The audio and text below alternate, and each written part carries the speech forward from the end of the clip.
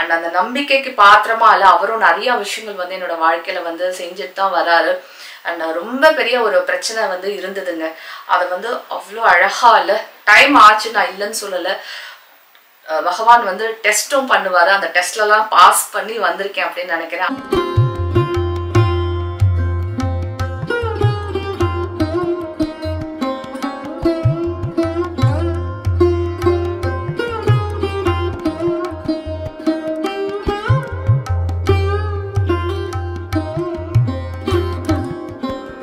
வெங்காயம் வந்து உரிச்சிட்டு இருக்கேன். இன்னைக்கு வந்து கேழ்வரகு மோர் விட்டு கஞ்சி வந்து பண்ண போறேன். இதுதான் என்னோட பிரேக்ஃபாஸ்ட்டு. அதுக்கு வந்து சின்ன வெங்காயம்லாம் போட்டு தாளிச்சு, இல்லை மிளகா, பச்சை மிளகா போட்டு கடுகு தாளிச்சு நம்ம போட்டோம் அப்படின்னா சூப்பராக இருக்கும். ஹலோ ஃப்ரெண்ட்ஸ், எல்லாருக்கும் வணக்கம் and welcome back to Madras Mama duty. நீங்க பாக்குறது உங்களோட சுனியாஸ்ரீ. எல்லாரும் எப்படி இருக்கீங்க? நல்லா இருக்கீங்களா? இன்னைக்கு வந்து நம்ம பிரேக்ஃபாஸ்ட்ல இருந்து டின்னர் வரைக்கும் நான் என்னென்ன செய்ய போறேன் அப்படிங்கறத உங்க கூட நான் வந்து ஷேர் பண்ண போறேன். அண்ட் ஷார்ட்ஸ் வீடியோல வந்து நான் என்னென்ன சமைச்சிருந்தேன் அப்படின்னு வந்து போட்டிருந்தேன். உங்க எல்லாருக்கும் வந்து ரொம்ப பிடிச்சது. அது முக்கியமா இல்லை, என்னோட புடவை வந்து ரொம்ப பிடிச்சது. Thank you so much. நான் வந்து பிளவுஸ் எல்லாம் வந்து தைச்சுக்கிட்டேன்ல, அதுல ஒரு பிளவுஸ் வந்து இன்னைக்கு எடுத்து மாட்டிக்கிட்டேன். ஸோ பிளவுஸ் இருக்கிறதுனால புடவை வந்து அழகா பளிச்சுன்னு வந்து கட்ட முடிஞ்சது. நான் வந்து ஸ்ப்ரவுட்டட் கேழ்வரகு கஞ்சி வந்து போடுறேங்க. இது வந்து மோர் விட்டு இல்லை தாளிச்சு வந்து போட்டோம் அப்படின்னா சூப்பரா இருக்கும். கிளம்புற வந்து நல்ல நீர்மோர் நல்லா கரைச்சு இதை விட்டு சாப்பிட்டோம் அப்படின்னா ரொம்ப நல்லா இருக்கும். முக்கியமா வெயில் காலத்துல பாத்தீங்கன்னா சூப்பரா இருக்கும். கேழ்வரகு பாத்தீங்கன்னா நிறைய தண்ணி வந்து இழுத்துக்கோங்க. அந்த குக் ஆகிறதுக்கு கொஞ்சம் டைம் ஆகும். நம்ம நல்லா கிண்டிக்கிட்டே இருக்கணும்.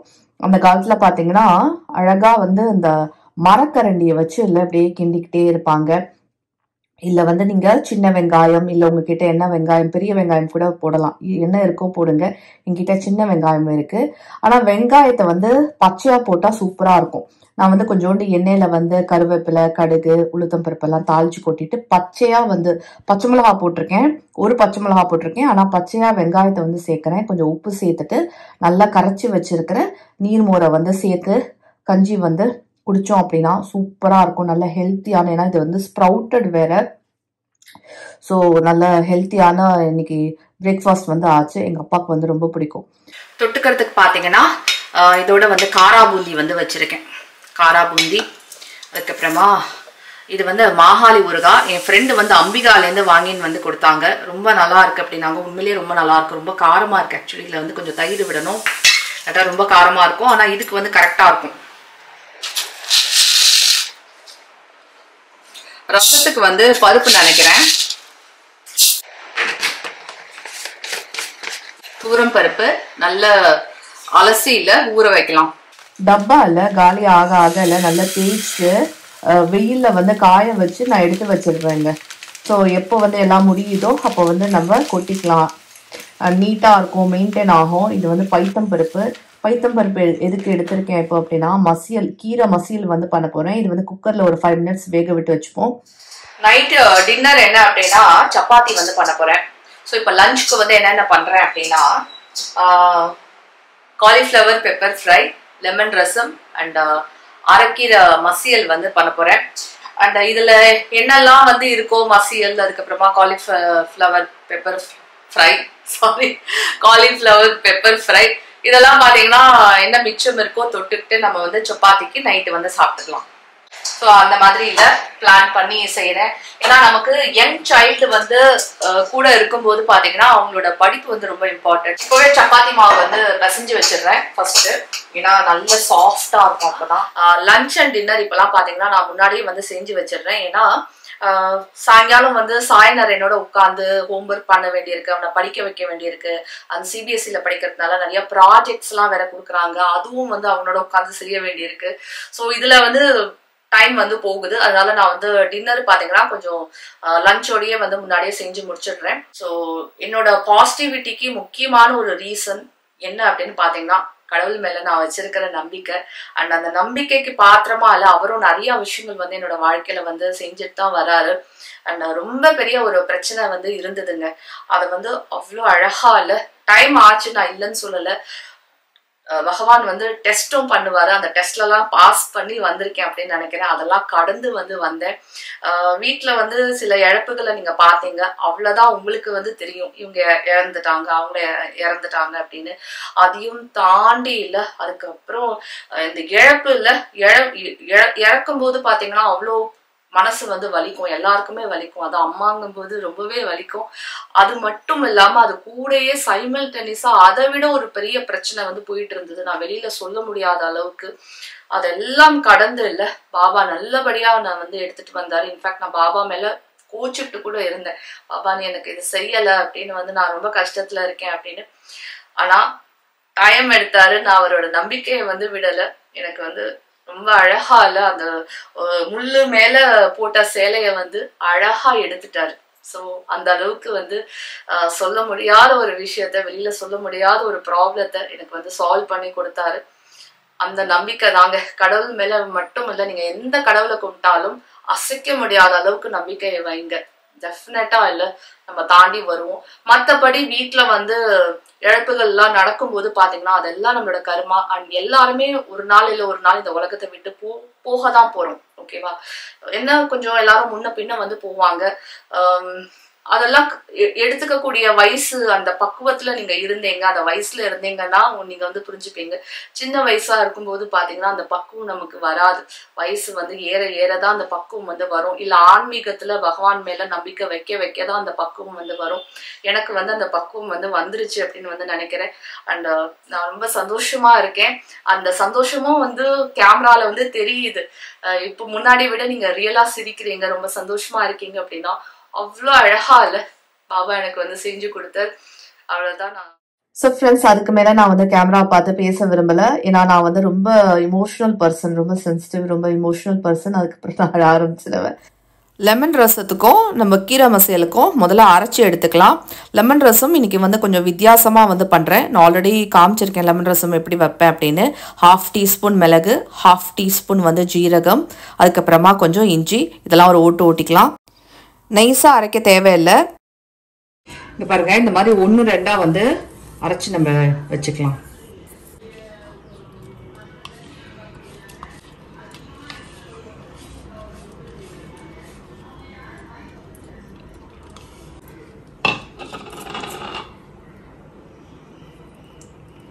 இப்போ வந்து கீரை மசியலுக்கு வந்து அரைக்கலாங்க. 3 பச்சை மிளகா, அதுக்கப்புறமா தேங்காய் பத்தை, அதுக்கப்புறம் ஒரு 1/2 டீஸ்பூனுக்கு வந்து ஜீரகம் வந்து எடுத்துப்போம். அவ்வளோதான். தண்ணி சேர்த்து அரைச்சிக்கலாம். சில பேர் வரமிளகா வந்து போடுவாங்க, ஆனால் நான் வந்து பச்சை மிளகா வந்து சேர்க்குறேன். தண்ணி வந்து ரொம்ப கம்மியாக வந்து வச்சுருக்கேன்.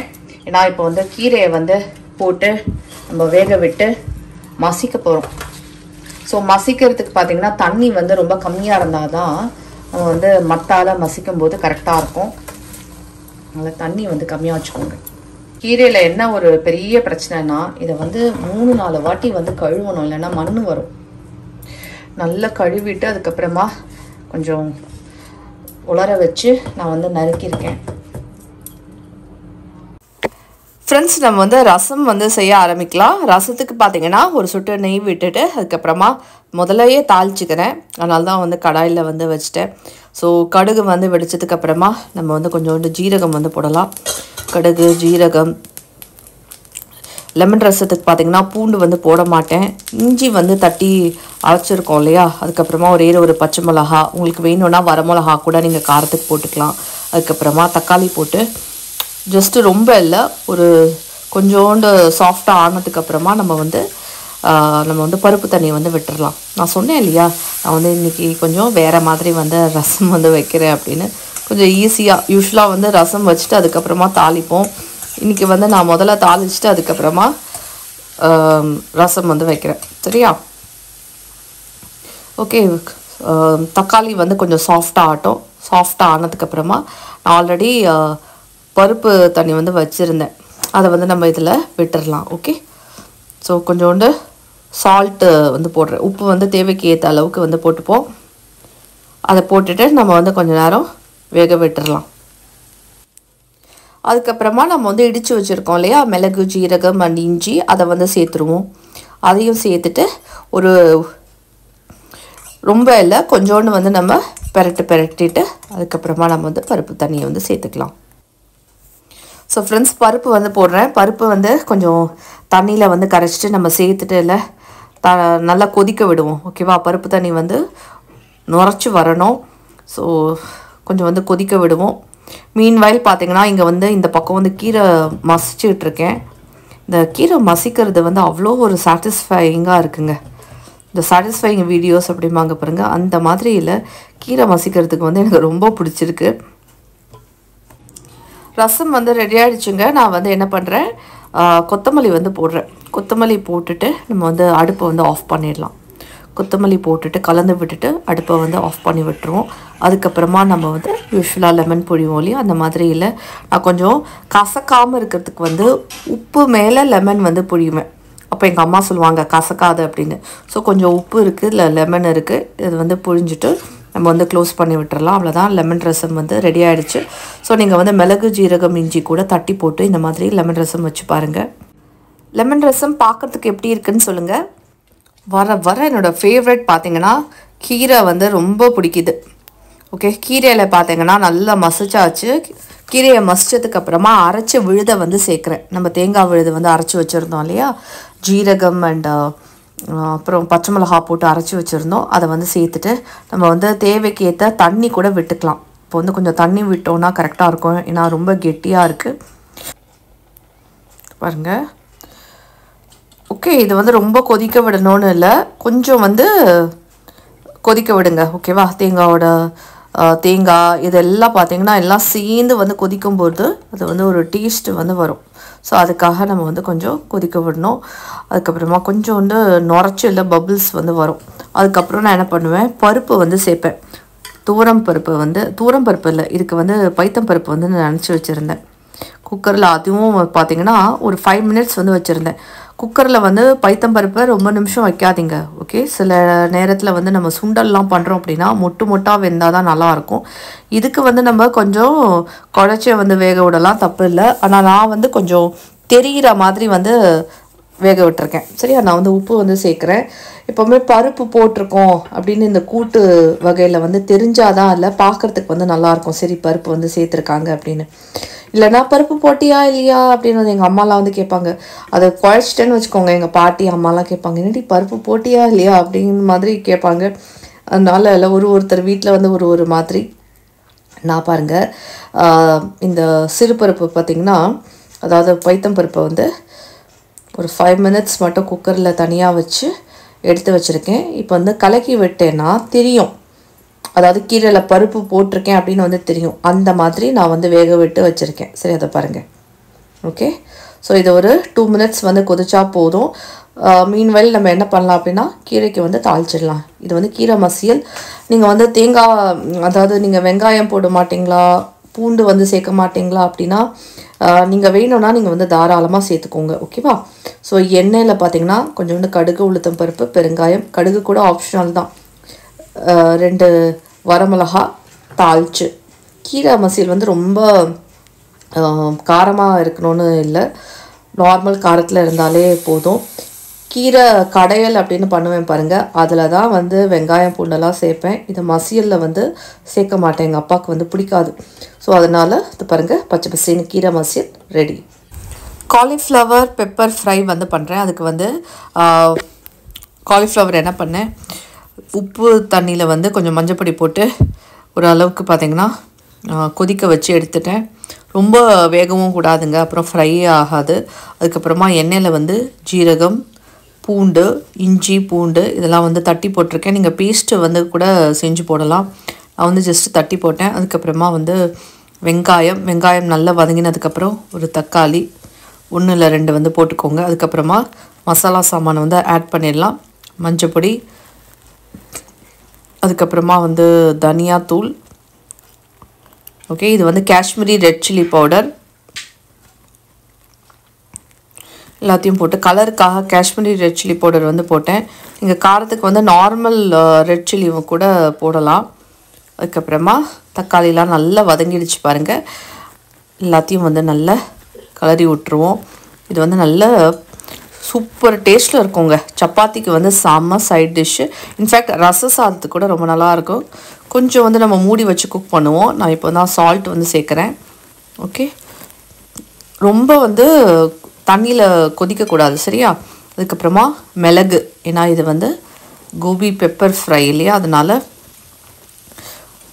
மிளகு வந்து ஒரு ஸ்பூன் வந்து போட்டேன். நான் வந்து காரப்பொடியே சேர்க்கல. நான் காரப்பொடி வந்து காஷ்மீரி ரெட் சில்லி தான் போட்டேனே தவிர நார்மல் காரப்பொடி வந்து சேர்க்கல. ஏன்னா மிளகு காரம் தான் இதில் வந்து இறங்கணும்.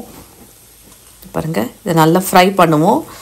சுற்றி நாப்பில் எல்லாம் அப்பப்போ எண்ணெய் கூட உங்களுக்கு வேணும் அப்படின்னா நீங்கள் ஃப்ரை பண்ணுறதுக்கு வந்து விட்டுக்கோங்க. நான் விடுறேன் பாருங்கள், எண்ணெய் வந்து கொஞ்சம் விட்டேன், ஏன்னா கொஞ்சம் ஃப்ரை ஆகணும் அப்படின்னு.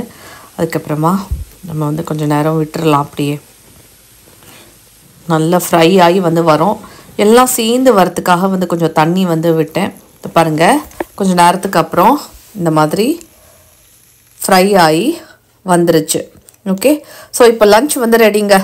சாதம், அதுக்கப்புறமா காலிஃப்ளவர் பெப்பர் ஃப்ரை, அப்புறமா சூப்பரான மசியல், ஓகே, கீரை மசியல், அப்புறம் லெமன் ரசம். எப்படி இருந்துச்சுன்னு வந்து கீழே. ஃப்ரெண்ட்ஸ், இதோட என்னோட vlog வந்து முடிச்சுக்கிறேன். நீங்கள் வந்து லன்ச் வந்து ட்ரை பண்ணி பாருங்கள். அதுக்கப்புறமா முடிஞ்சா மெடிடேஷன் பண்ணுங்கள், சக்கரா மெடிடேஷன் பண்ணுங்கள். டெஃபினெட்லி இல்லை, கடவுள் நம்பிக்கை வந்து வைங்க. உங்கள் பிரச்சனை எல்லாம் இல்லை தீர்ந்து நீங்கள் பியூட்டிஃபுல்லாக வெளியில் வருவீங்க, சக்ஸஸ்ஃபுல்லாக வெளியில் வருவீங்க. God bless you all, love you all, bye, take care.